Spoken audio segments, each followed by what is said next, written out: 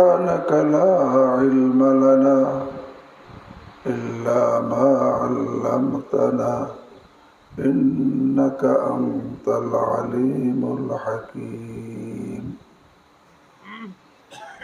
حضرت علماء کرام মোহতারাম হাজিরিন, দীর্ঘ সময় যাবৎ আমরা এখানে কোরআন ও হাদিসের কথা শুনতেছিলাম।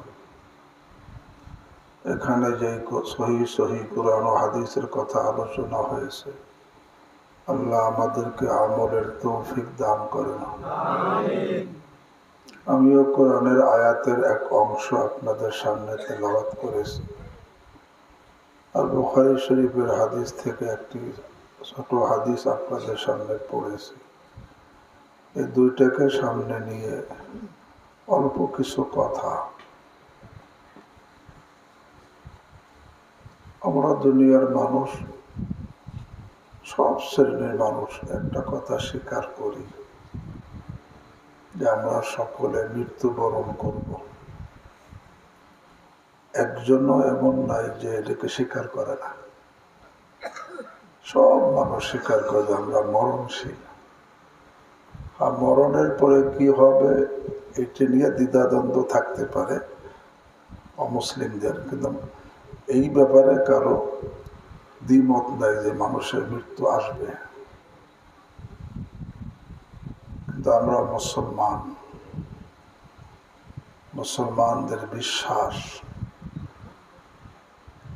যে মৃত্যুই আমার জীবনের শেষ না। দুনিয়ার জীবনটা হলো আমলের জীবন, আর মৃত্যুর পরে জীবন হলো আমলের ফল ভোগ করার জীবন। এই দুনিয়ার জীবনে যদি আমার আমল ভালো হয়, মৃত্যুর পরে জীবনে আমার ফল ভালো হবে। আর দুনিয়ার জীবনে যদি আমাদের আমল খারাপ হয়, মৌতের পরের জীবনে ফল কি হবে? খারাপ হবে। যে রব্বুল আলামিন আমার আপনার কোনো যারা এখানে বসা আছে, 150 বছর পূর্বে আমাদের কোনো অস্তিত্ব ছিল?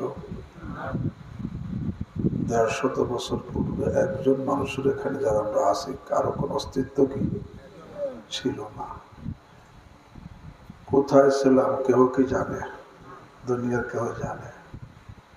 সে অস্তিত্বহীনতা থেকে অস্তিত্ব দিয়ে দুনিয়া থেকে পাঠাইছে আল্লাহ। পাঠাইছে আল্লাহ।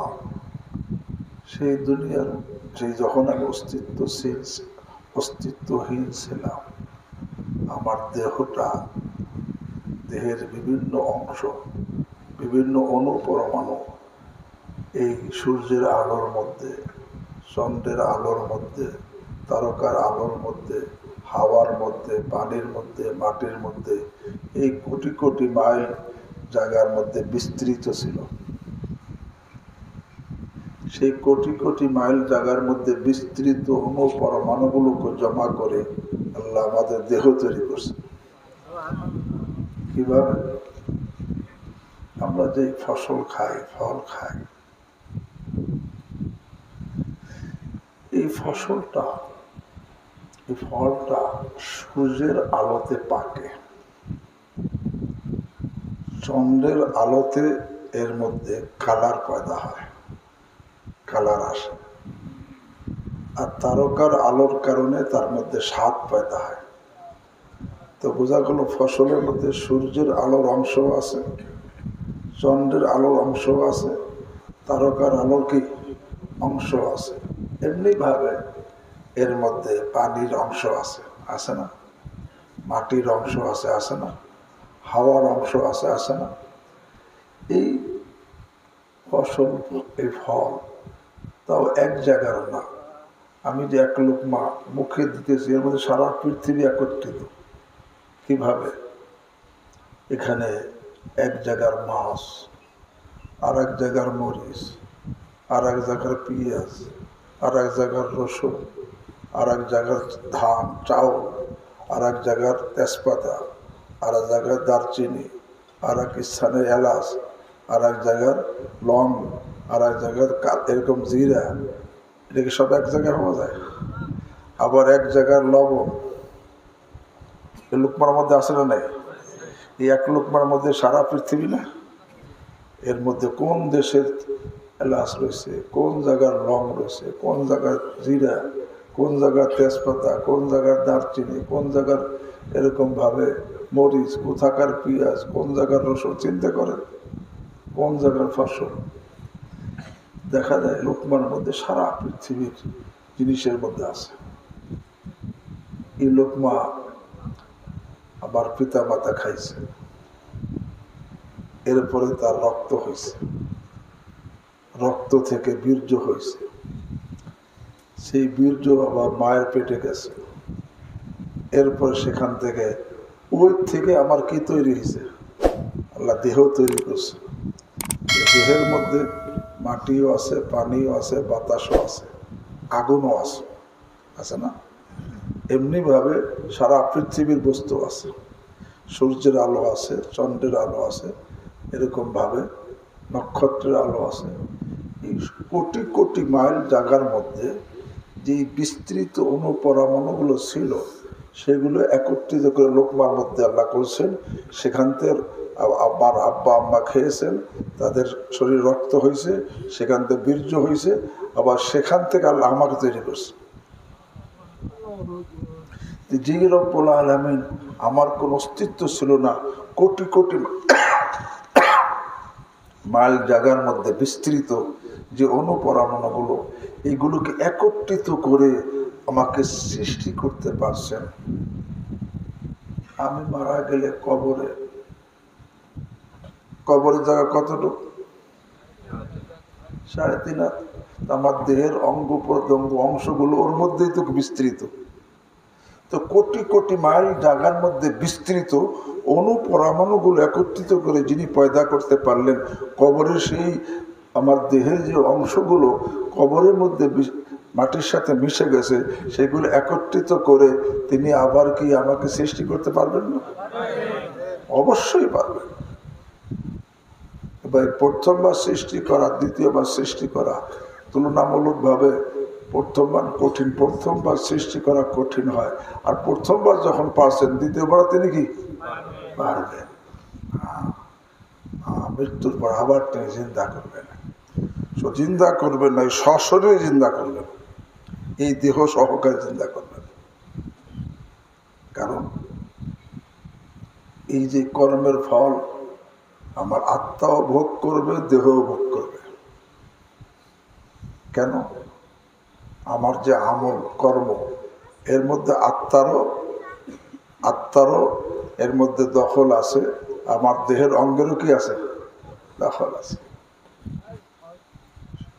হ্যাঁ, শুধু আত্মা সে কোনো আমল করতে পারে না, আর শুধু দেহ আত্মাবিহীন দেহ সে কোনো আমল করতে কি পারে না। কাশ্মীরের বাগানে, আঙ্গুরের বাগান, আঙ্গুর ধরে পেকে রয়েছে, এক অন্ধ কিন্তু সে সচল, চলতে পারে, আর এক লুলা, চোখ ভালো কিন্তু অচল। লুলা অচল, সে হাঁটতে পারে না কিন্তু সব দেখে। আর অন্ধ হাঁটতে পারে কিন্তু কি দেখে না। দুইজনের লোভ হয়েছে যে আঙ্গুর চুরি করবে,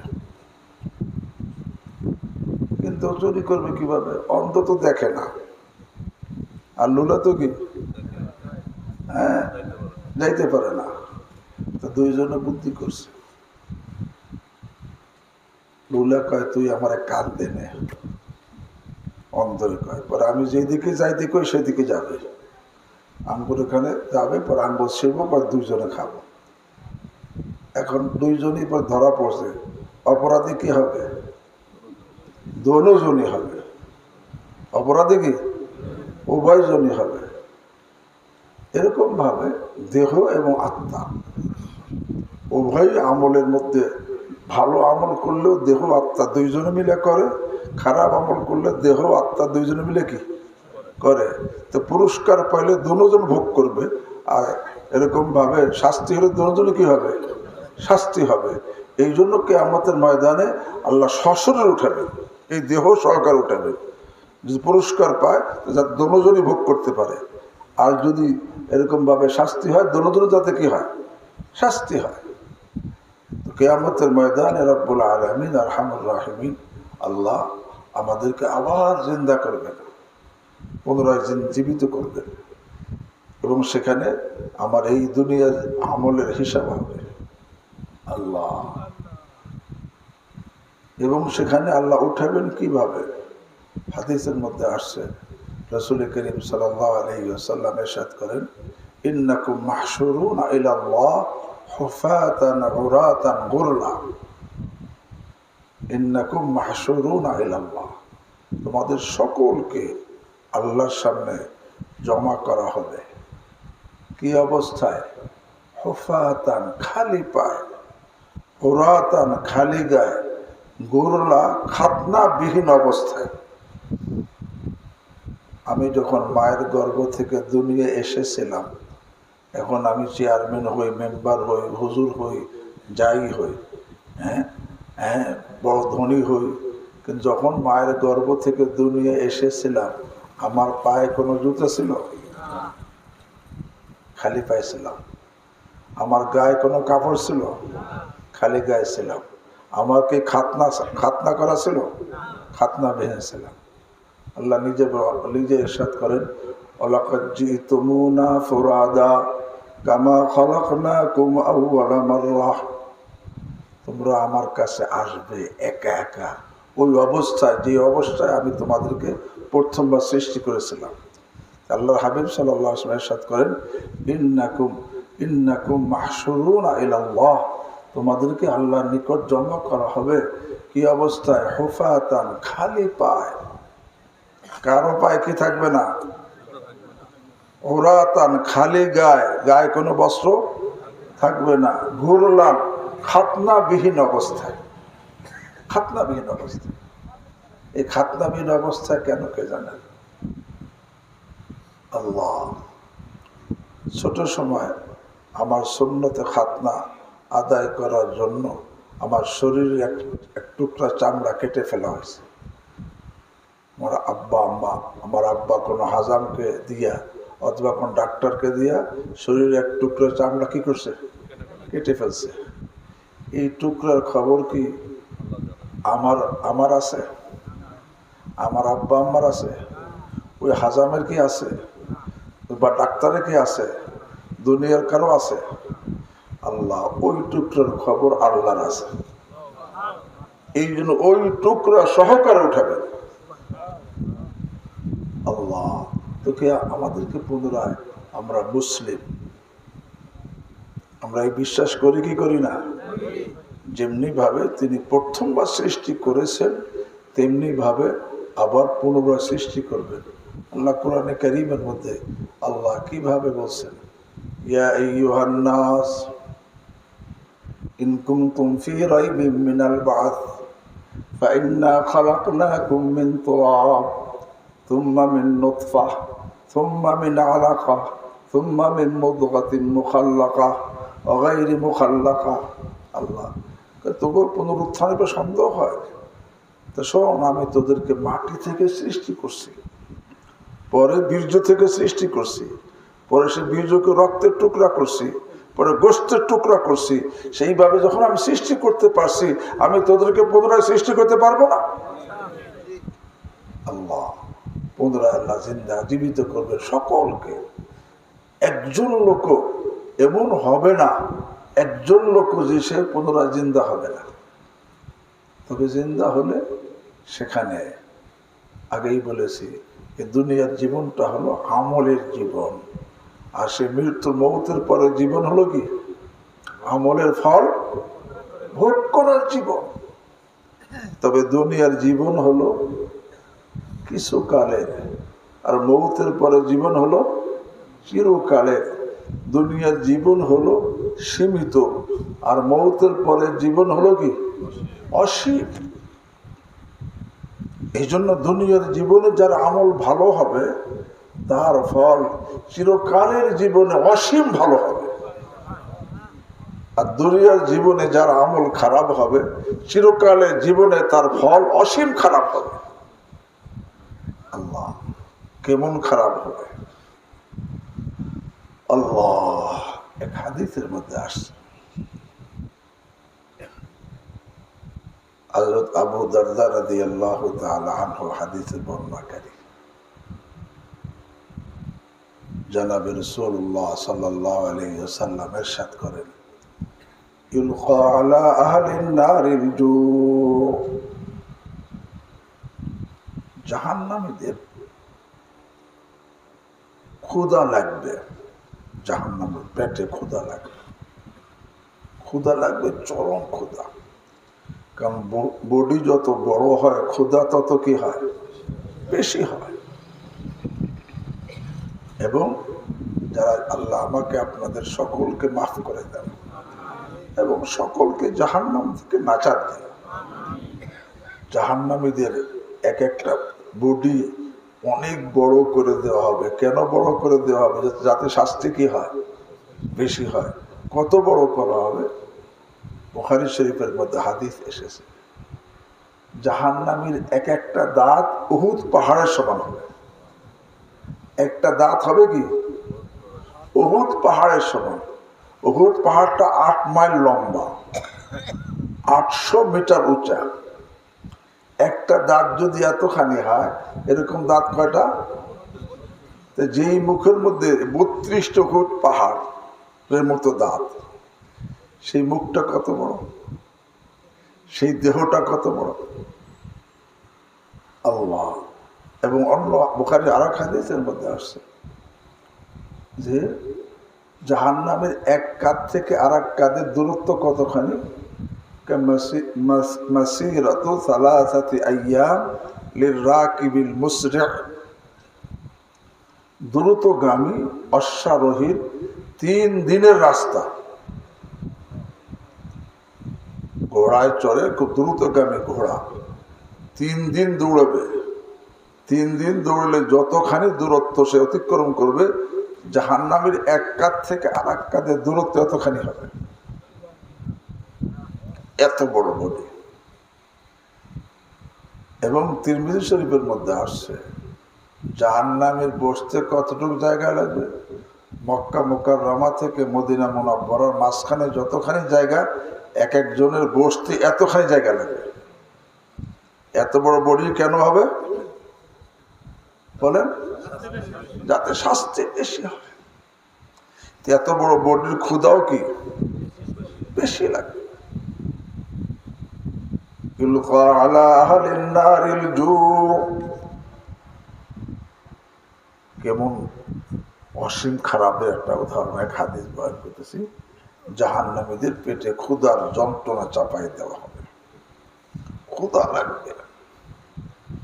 ফায়াদিলু মা হুম ফীহি মিনাল আযাব, ক্ষুধার যন্ত্রণা এত প্রবল হবে যে জাহান্নামের অন্য অন্য আযাবের বরাবর হয়ে যাবে।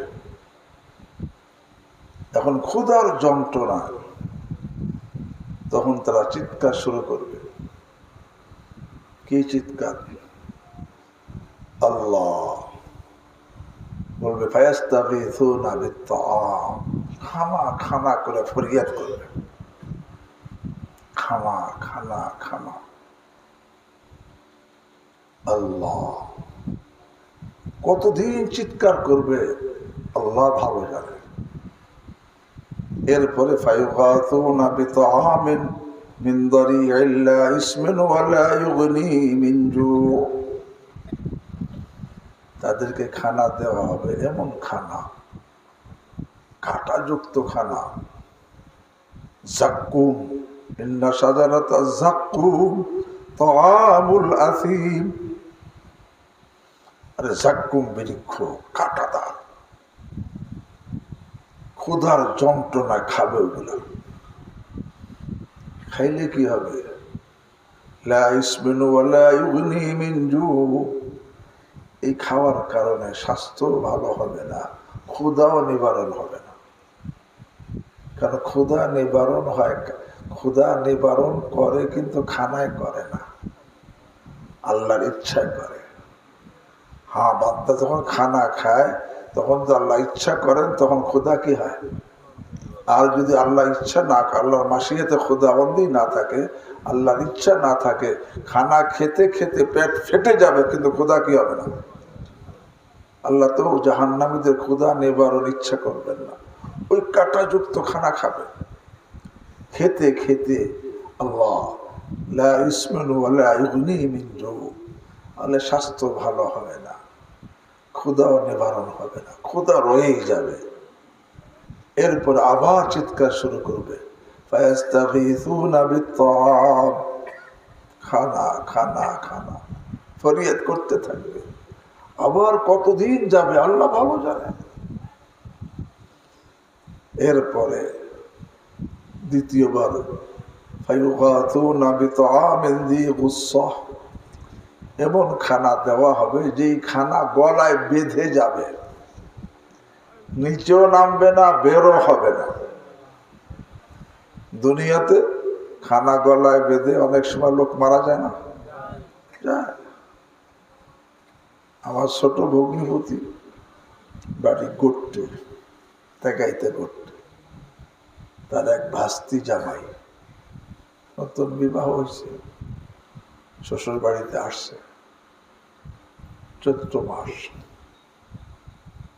দুপুরবেলা গোসল করবে, পুকুরে পানি কম, পানিতে নামছে, পায়ের তলে এক কই মাছ আসছে, ধরে ফেলছে।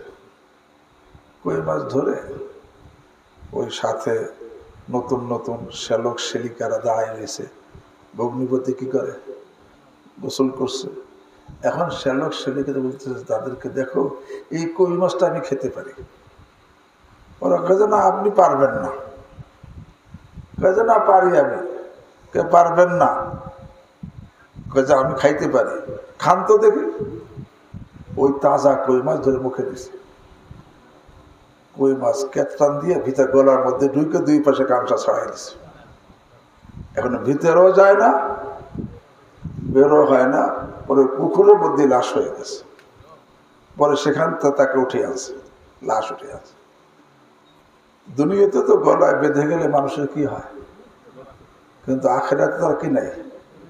যত শাস্তি হোক, মৃত্যু তো আসবে না। এখন খানা গলায় বেঁধে গেছে, নিচেও নামতেছে না, বেরো হচ্ছে না, আরো মুসিবত। ফায়াযকুরুন আন্নাহুম কানু ইউজিজুনাল গুসাসা ফিদ দুনিয়া বিশ-শারাব, তখন তাদের স্মরণ হবে যে দুনিয়াতে খানা গলায় বেঁধে গেলে পানি দ্বারা সেই গলার বাঁধন তারা নিচে নামাতো, এটা স্মরণ হবে। ফায়াস্তাগীসুনা বিশ-শারাব, পরে পানি পানি করে ফরিয়াদ করতে থাকবে। আল্লাহ তখন দীর্ঘদিন পরে তাদেরকে কি পানি দেওয়া হবে, রক্ত, পুষ, ফুটন্ত টকবগে, সেগুলো ফেরেশতারা ফায়ুদফাউ ইলাইহিমুল হামীম বিকালালিহি বিল হাদীদ, ওই ফুটন্ত রক্ত, পুষ, এগুলো লোহার আংটা দ্বারা জাহান্নামের ফেরেশতারা তার সামনে পেশ করবে, ফেলবে। খানা তো গলায় বেঁধে আছে, নিচেও নামতেছে না, বেরো হচ্ছে না, ওইটা পান করে হাতে নেবে। ফাইজা দানাত উজুহাহুম সাওয়াত উজুহাহুম, ওই পানি যখন চেহারার কাছে আসবে, ওর তাপে পুরো চেহারা ভস্ম হয়ে যাবে। আল্লাহ আমাকে আপনাদেরকে মাফ করে দেন। তখন কি তারপরেও ওই পানি মুখে দিবে। আল্লাহ আমাদেরকে মাফ করে দেন। ওই পানি মুখে দিবে, মুখে দিলে গলার বাঁধন পানিতে এত উত্তপ্ত যেটা নেমে পেটের মধ্যে প্রবেশ করবে ওই পানি। ফাইদা দাখালাত বুতুনাহুম قطعت ما في بطونهم, যখন পানি পেটে প্রবেশ করবে পেটের সমস্ত নাড়ি ভুঁড়িকে একে টুকরা টুকরা করে ফেলবে, কিন্তু মউত আসবে না।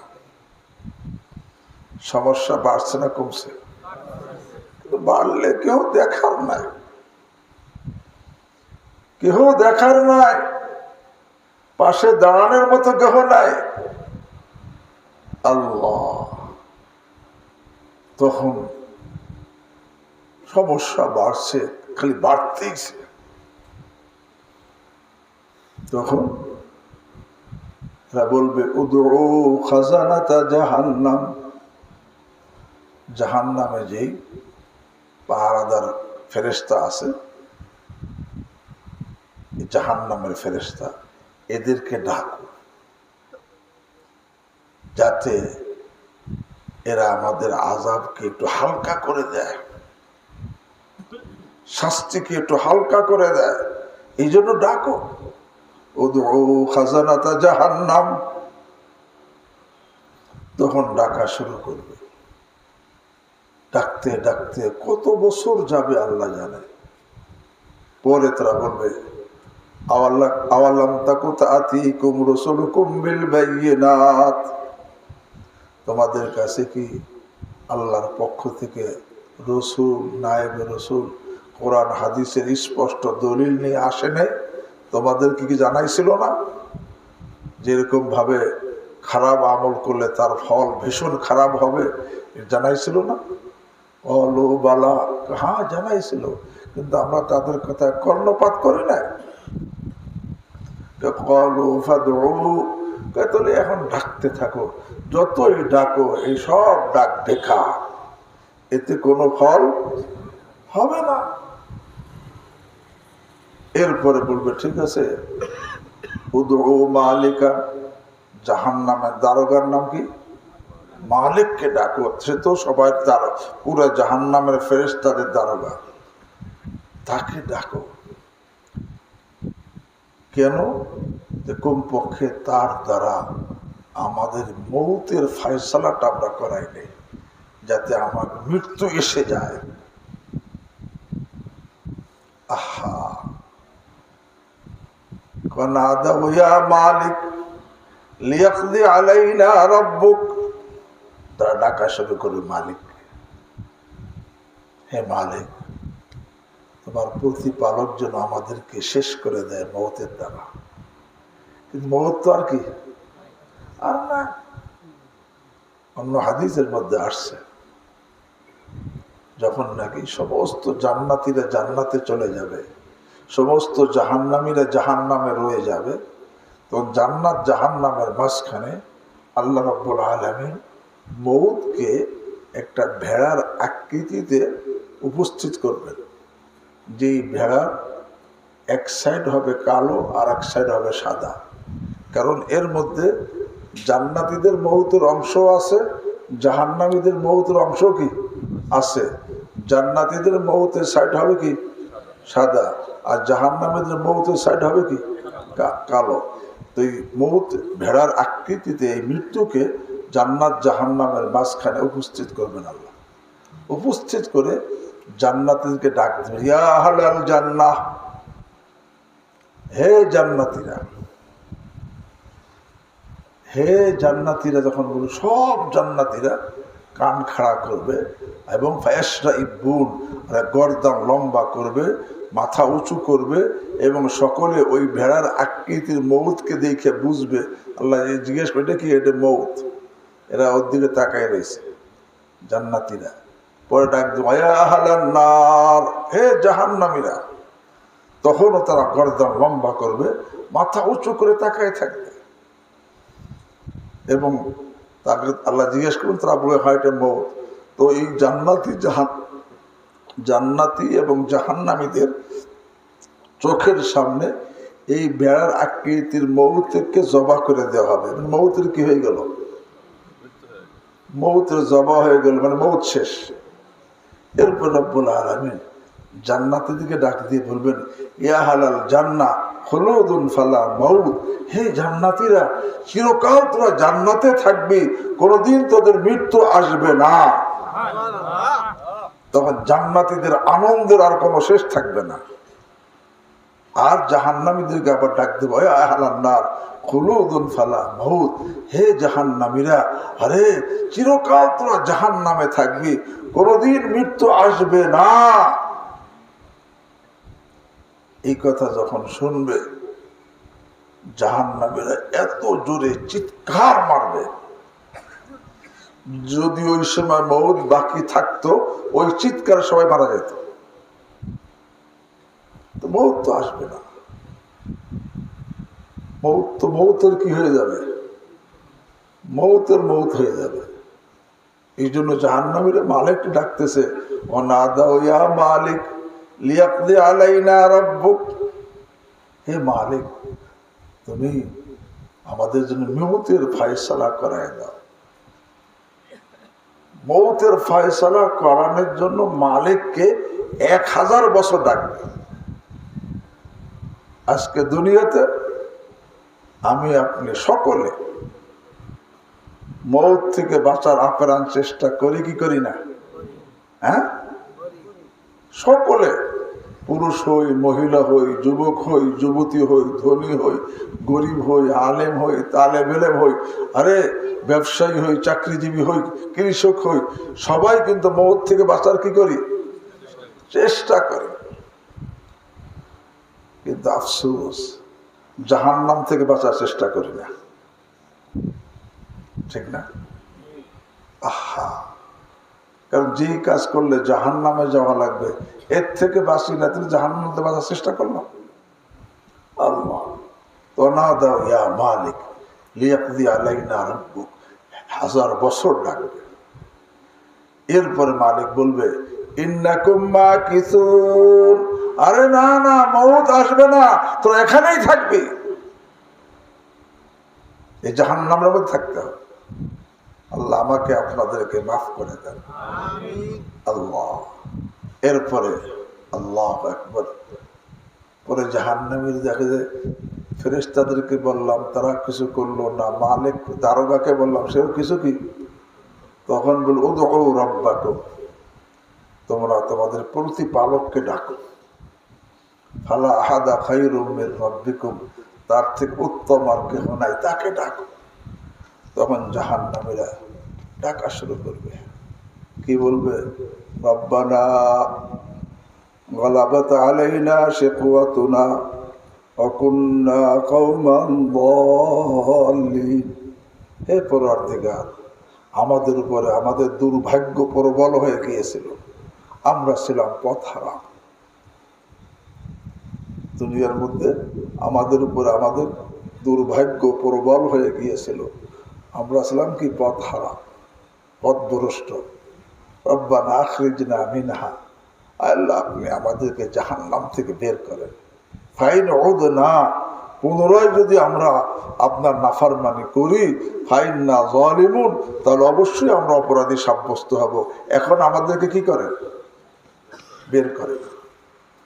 এই ডাকতে থাকবে, এইভাবে কত বছর ডাকবে আল্লাহ জানে। দুনিয়াতে যদি বান্দা আল্লাহকে একবার আল্লাহ বলে ডাক দেয়, জালালউদ্দিন রুমি রাহিমাহুল্লাহ বলেন আল্লাহ রাব্বুল আলামিন 60 বার জবাব দেন, লাব্বাইকা ইয়া আব্দি, হে বান্দা আমি হাজির।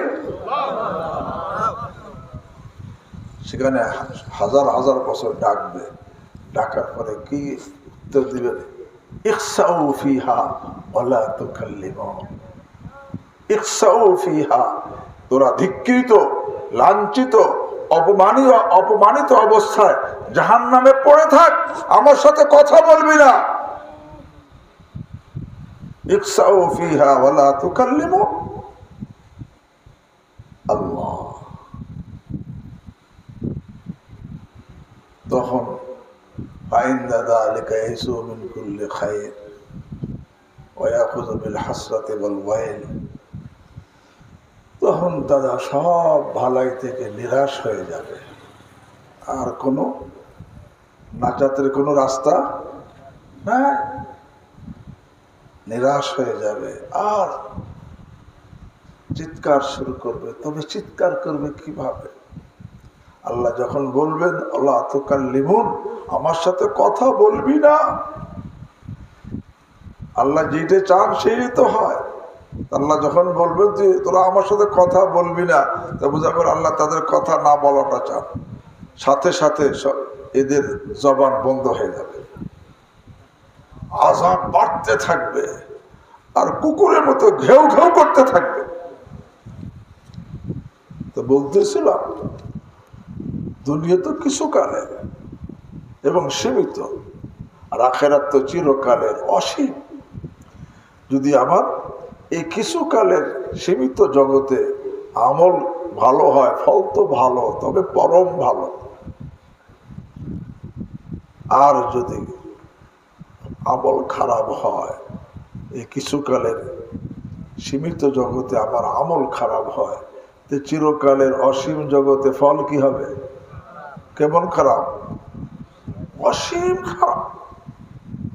এই জন্য আমি আয়াত পড়ছি, আল্লাহ বলতেছেন আউযু বিল্লাহি মিনাশ শাইতানির রাজীম ওয়ালা তামুতুন্না ইল্লা ওয়া আনতুম মুসলিমুন।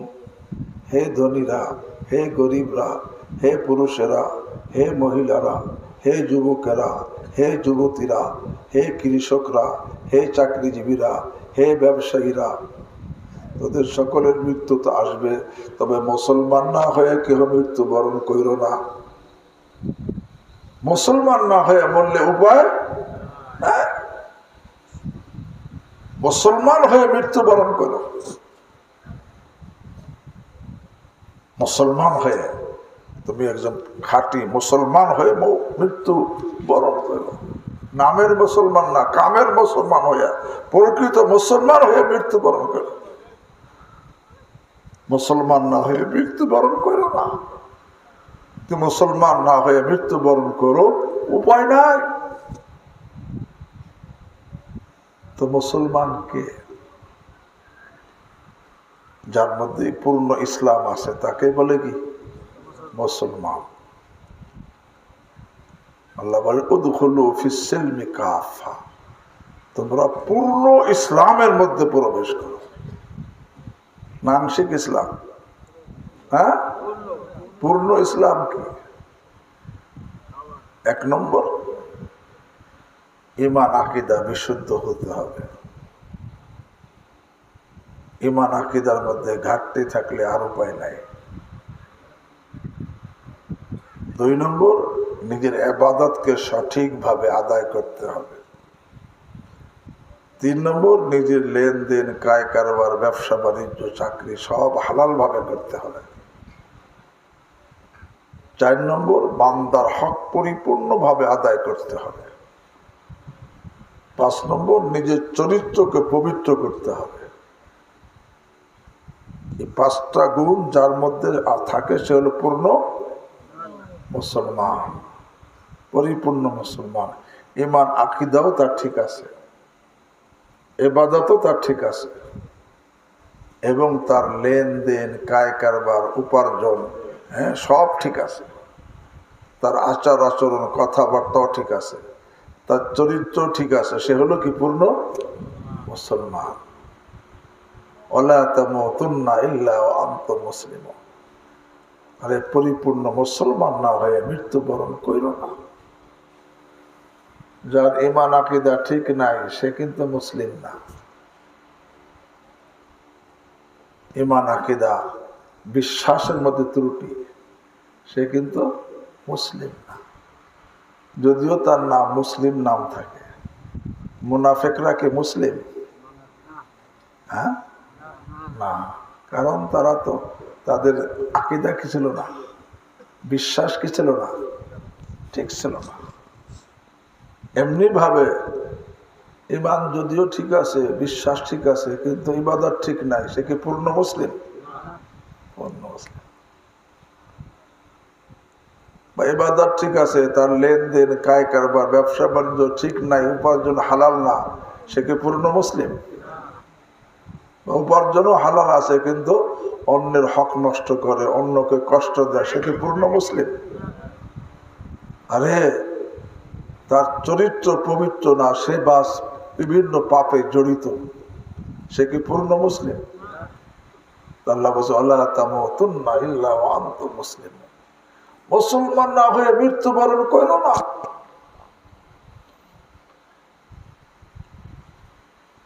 আর যে মুসলমান হবে তার ঈমান আকীদা তো ঠিক থাকবেই, ইবাদত ঠিক থাকবে, তার লেনদেন, কায় কারবার, ব্যবসা বাণিজ্য, চাকরি, উপার্জনের যত কিছু সবগুলো হালাল পন্থায় থাকবেই। এমনকি তার আচার আচরণও সুন্দর থাকবে। এই জন্য আল্লাহ হাবিব সাল্লাল্লাহু আলাইহি ওয়াসাল্লাম ইরশাদ করেন, আল মুসলিমু মান সালিমাল মুসলিমুনা মিন লিসানিহি ওয়া ইয়াদিহি।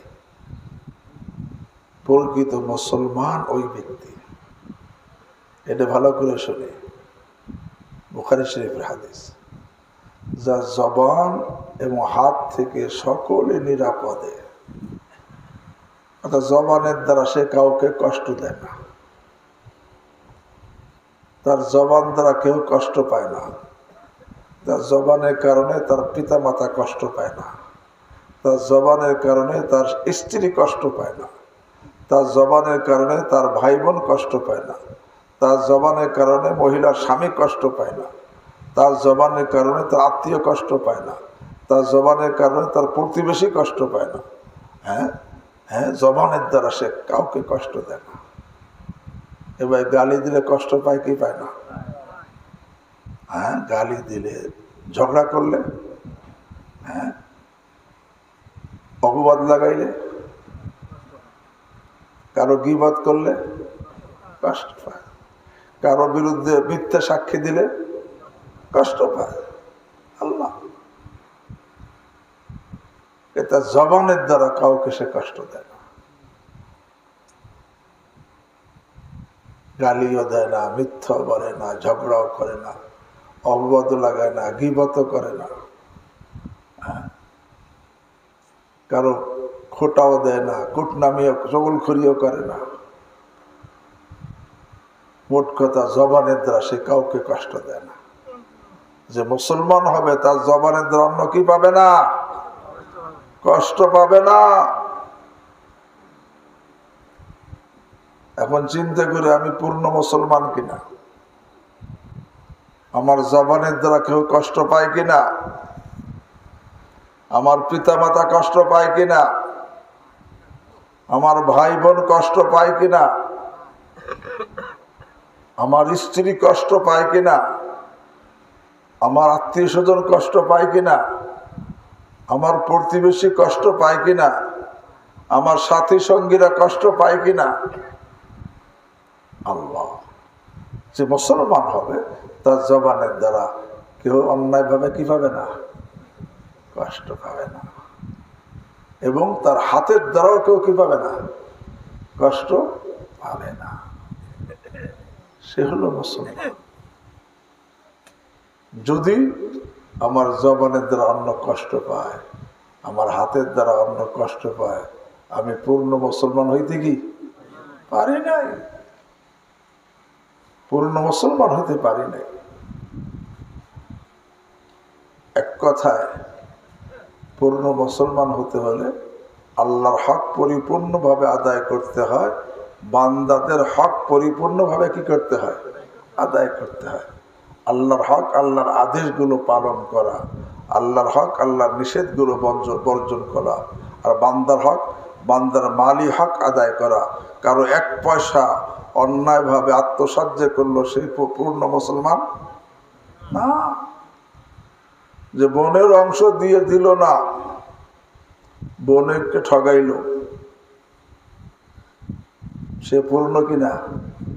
মুসলমান না। যে ভাইকে ঠগাইল, যে পাশাইলেকে ঠগাইল, যে প্রতিবেশীকে ঠগাইল, সে পূর্ণ কিনা?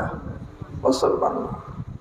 সে যে মুসলমান হবে, সে অন্যের মালি হক নষ্ট করবে না, এক পয়সাও নষ্ট করবে না, আত্মসাৎ করবে না। তার মনের, অন্যের মনের খুশি ছাড়া এক পয়সাও সে গ্রহণ করবে না। হাদিসের মধ্যে আসছে লা ইয়াহিল্লু মালু মরিইন ইল্লা বিতিবি নাফসি, অন্যের মাল তোমার জন্য হালালই হবে না তোমার মনের খুশি ছাড়া। অন্যের মাল তোমার জন্য হালালই হবে না অন্যের খুশি, মনের খুশি ছাড়া। চক্ষু লজ্জা হইলেও হবে না, মনের খুশিতে দেওয়া লাগবে। আমি জবরদস্তি করে নিলাম, ঠগাইলাম, জুলুম করে নিলাম,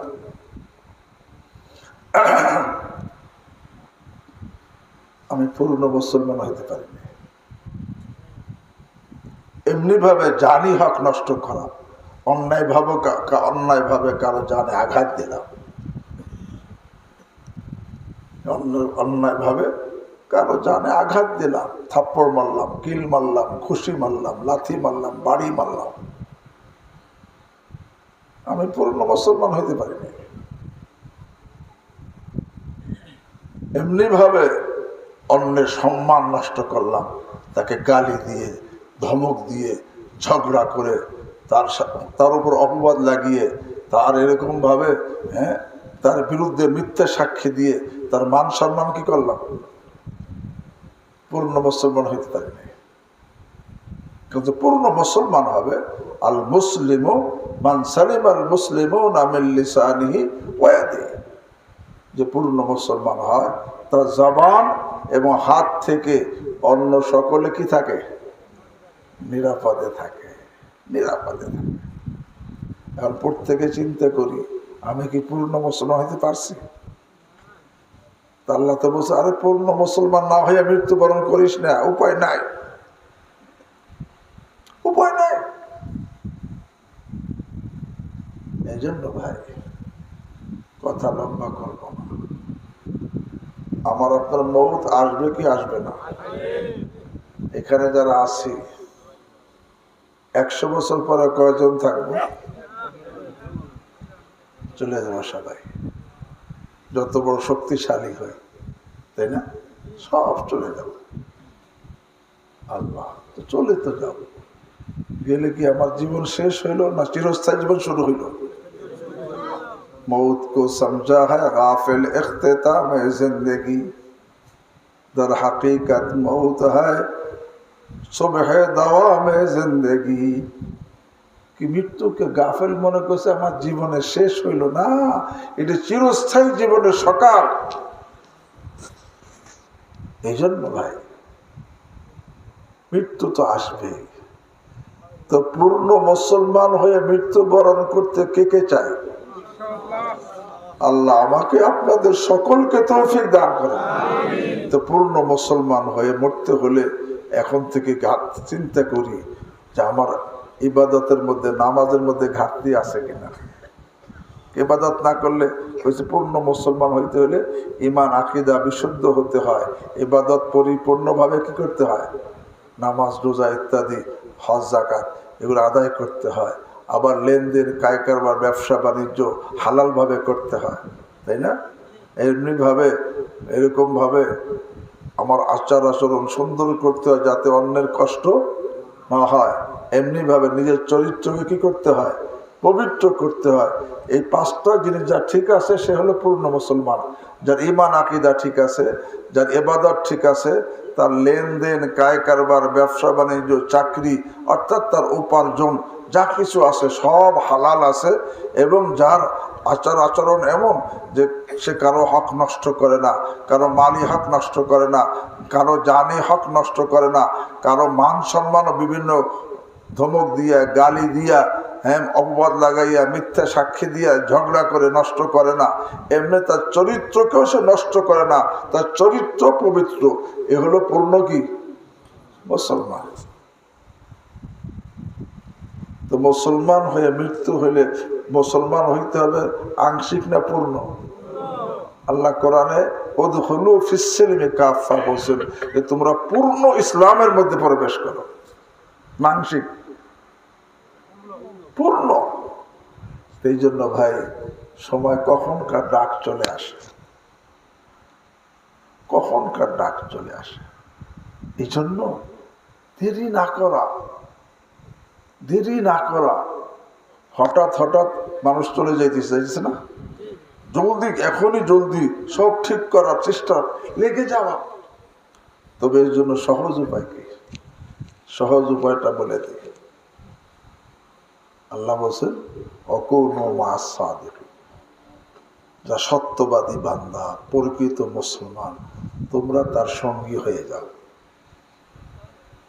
তোমরা যদি প্রকৃত সত্যবাদী মুসলমান, যে সত্যবাদী আল্লাহর বান্দা, যে তার সঙ্গী হয়ে যাও, তাহলে তোমাদের জন্য মুসলমান হওয়া কি হবে? সহজ হবে। কারণ সঙ্গগুণে রঙ্গ ধরে, বলেন, সঙ্গগুণে রঙ্গ ধরে, সঙ্গগুণে রঙ্গ ধরে, সঙ্গগুণে। আমি যদি সৎসঙ্গ অবলম্বন করি, সততার রং আমার চলে আসবে। অসৎসঙ্গ অবলম্বন করি, অসতের রং আমার মধ্যে কি চলে আসবে। এই জন্য সৎসঙ্গ অবলম্বন করা। আল্লাহকে অকুনু মা'আস সাদিকিন, সত্যবাদী বান্দাদের সঙ্গী হয়ে যাও।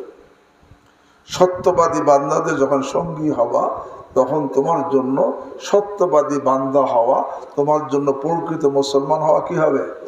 সহজ হবে। অসৎসঙ্গ বর্জন করো, সৎসঙ্গ অবলম্বন করো। তবে সৎসঙ্গ, আমি সত্যবাদী বান্দার সঙ্গী হব, আরে তার থেকে শেখার নিয়তে, তার থেকে শিখবো এবং সেইভাবে চলবো। এইভাবে যদি আমি সত্যবাদী বান্দাদের সঙ্গী হয়ে যাই, তখন আমার জন্য পূর্ণ মুসলমান হওয়া কি হবে?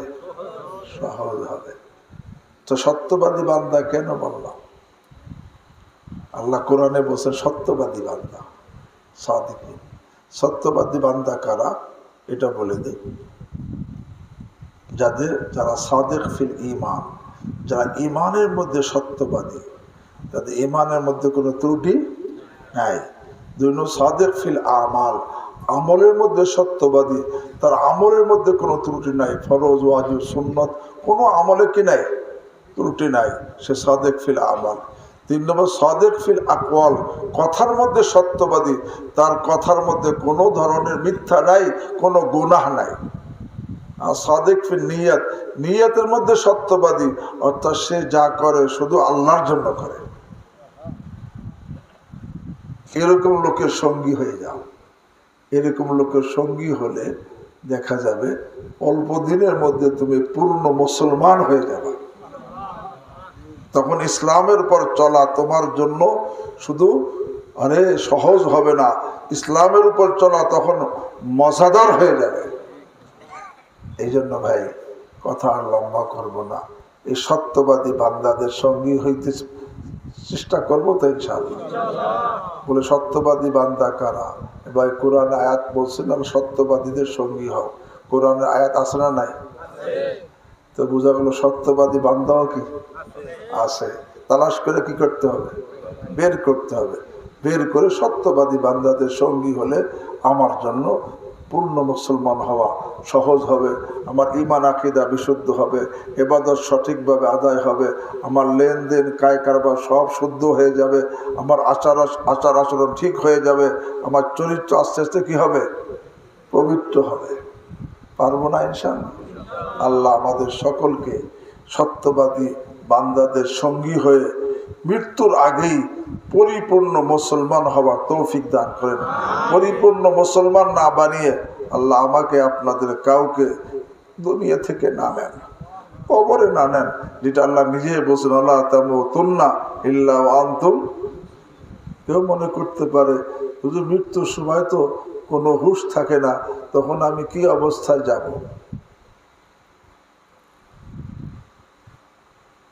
আপনাদের কাছে জিজ্ঞাসা, একটা গাছ সারা জীবন মনে করেন পূর্ব দিকে হেলে রয়েছে, পূর্বমুখী। এই গাছটা যদি কাটার পরে কাটার পরে গাছ কোন দিকে পড়বে কোনো এখতিয়ার থাকে? যেই দিকে ঝুঁকে রয়েছে অটোমেটিক সেই দিকে সে কি পড়ে। আর যেই গাছটা সারা জীবন পশ্চিমমুখী, এই গাছ কাটলে কোন দিকে পড়বে? পশ্চিম দিকে পড়বে। আর যার জীবনটা সারা জীবন জান্নাতমুখী, আজরাইল যখন যাকে কেটে দিবে অটোমেটিক সে জান্নাত এরিয়ার মধ্যে পড়বে। আর যার জীবনটা জাহান্নামমুখী, আজরাইল যখন তাকে কেটে দিবে অটোমেটিক জাহান্নাম এরিয়ার মধ্যে পড়বে।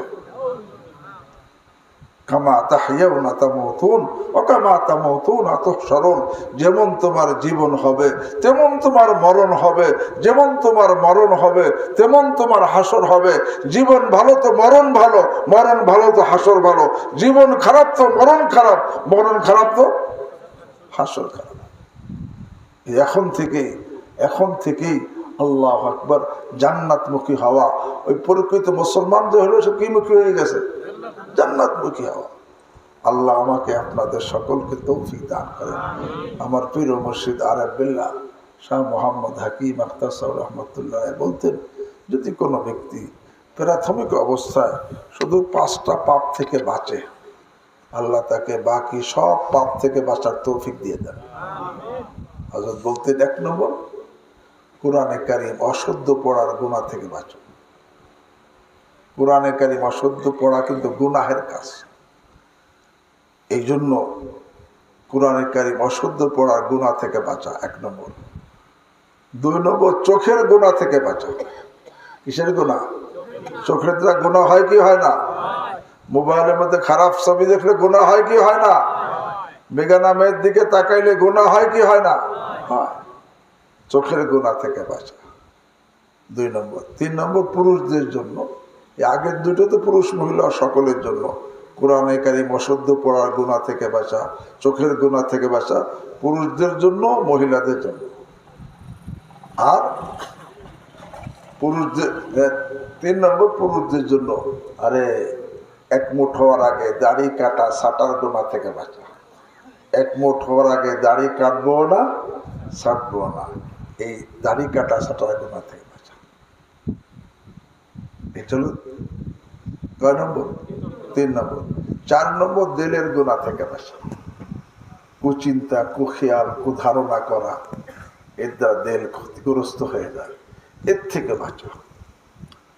আর 5 নম্বর পুরুষদের জন্য, আরে উপর থেকে ঝুলন্ত পোশাক, লুঙ্গি হোক, পায়জামা হোক, প্যান্ট হোক, এত লম্বা করে পরিধান করে যে হাঁটা অবস্থায়, দাঁড়া অবস্থায় পায়ের টাকনো ঢেকে যায়। বুখারী শরীফের হাদিস, এই টাকনো জাহান্নামে যাবে। এবার টাকনো জাহান্নামে গেলে ব্যক্তি যাবে কোথায়? আর মুসলিম শরীফের হাদিস, কিয়ামতের দিন আল্লাহ তার দিকে তাকাবেন না, তার সাথে কথা বলবেন না, তাকে পবিত্র করবেন না, তার জন্য যন্ত্রণাদায়ক শাস্তি রয়েছে।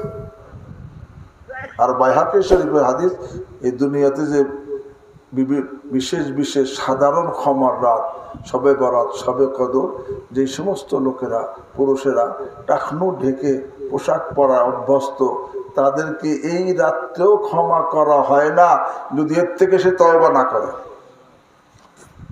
তো কয়টা গুনাহ? একটা কোরআনে কারীম অশুদ্ধ পড়ার গুনাহ থেকে বাঁচা।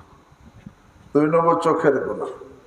চোখের গুনাহ, এবার যার চোখ পবিত্র, তার দিল পবিত্র, তার দেহ পবিত্র, ঠিক না? আর যার চোখ অপবিত্র, দেহও তার কি, তার দেহেরও পবিত্রতা কোনো গ্যারান্টি নাই। দুনিয়াতে যত চারিত্রিক অঘটন ঘটতেছে, চরিত্র নষ্ট হইতেছে, যত ঘটনার এর সূত্র হয় কিসের থেকে? চোখের থেকে।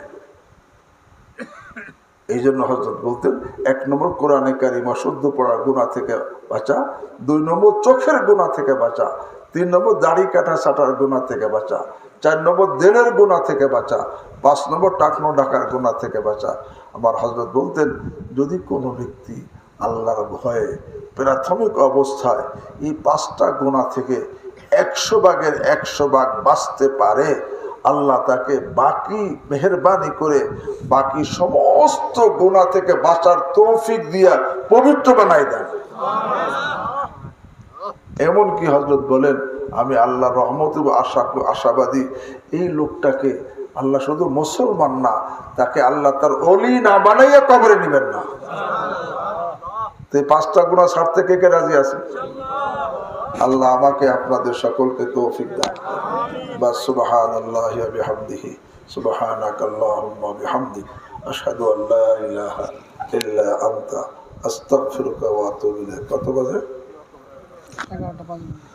اللهم صل على سيدنا مولانا محمد وعلى آل سيدنا مولانا محمد وبارك وسلم يا أرحم الراحمين يا أرحم الراحمين يا أرحم الراحمين.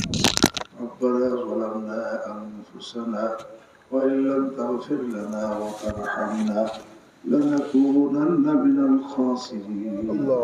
رب اغفر وارحم وأنت خير الراحمين. رب اغفر وارحم واعف عنا وتكرم